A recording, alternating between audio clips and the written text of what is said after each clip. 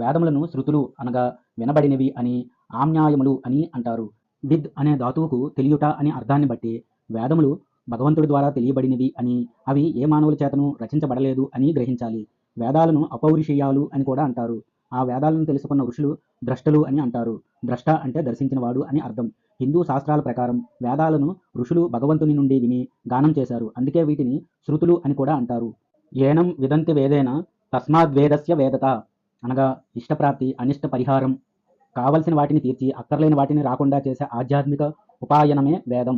వేదాలకు పేర్లు: 1 శృతి, 2 అనుశ్రవం, 3 త్రయి, 4 సమన్యాయము, 5 నిగమము, 6 ఆమ్న్యాయము, 7 స్వాధ్యాయం, 8 ఆగమం, 9 నిగమం అనే వేదాలకి 9 పేర్లున్నాయి.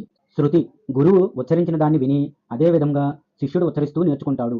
అనుశ్రవం: గురువు ఉచ్చరించిన దాన్ని సరిగా తిరిగి అదే విధంగా శిష్యుడు ఉచ్చరిస్తూ ఉంటాడు. త్రయి: ఋగ్వేదము, యజుర్వేదము మరియు సామవేదములను కలిపి త్రయి అని అంటారు.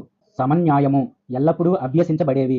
నిగమము: భగవంతుని నిశ్వాస రూపంలో బయటపడేవి. ఆమ్న్యాయము: ఆవృత్తి లేదా మననం ద్వారా నేర్చుకొనబడే విద్య. స్వాధ్యాయం: స్వాధ్యాయం అంటే స్వ అధ్యయనం అంటే మనల్ని మనం విశ్లేషించుకోవడం. ఆగమం: భగవంతుని నిశ్వాస రూపంలో బయటపడేది.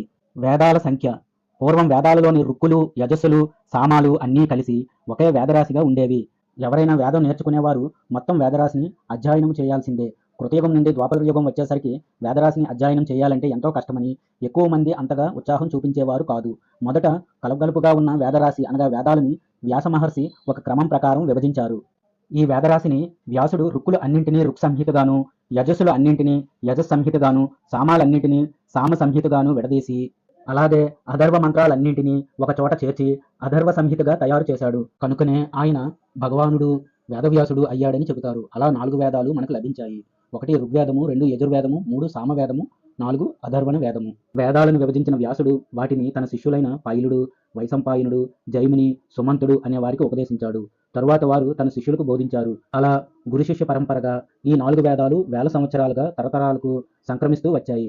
వేదాలను ఉచ్చరించడంలో స్వరానికి చాలా ప్రాముఖ్యత ఇస్తారు. అన్ని వేదాలు కలిపి 1180 అధ్యాయాలు, 1,00,000 పైగా శ్లోకాలతో ఉంటాయని అంటారు. కానీ ప్రస్తుతం మనకు లభించేవి 2,23 మాత్రమే. అనగా ఈ సంఖ్య 2,379 అని కూడా అంటారు. మళ్ళీ ఒక్కొక్క వేదంలోనూ 4 ఉప విభాగాలున్నాయి. అవి మంత్ర సంహిత, బ్రాహ్మణం, ఆరణ్యకం, ఉపనిషత్తులు. ఈ విభాగాలలో మొదటి రెండింటిని కర్మకాండ అని, తరువాత రెండింటిని జ్ఞానకాండ అని అంటారు.